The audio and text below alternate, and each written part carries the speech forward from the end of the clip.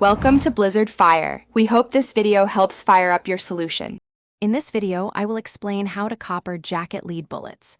We will begin by exploring the many advantages of using jacketed bullets for your shooting needs.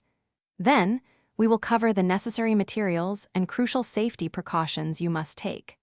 Finally, we will walk through the entire process, step by step, to help you successfully create your own high-quality copper jacketed projectiles. To begin, you will need several key items.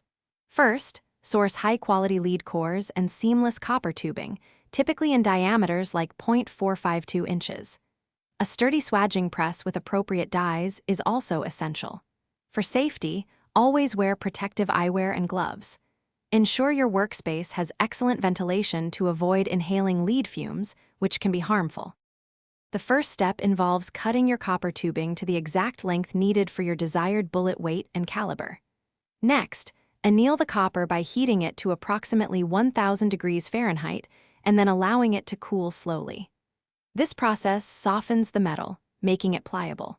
Finally, place a lead core into the softened copper jacket and use your swaging press to form the bullet.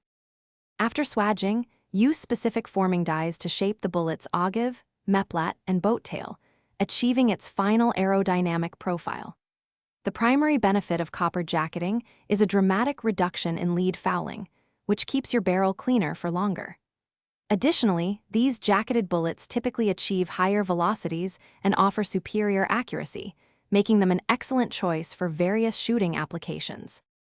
Thanks for watching. If you found this helpful, don't forget to like and subscribe.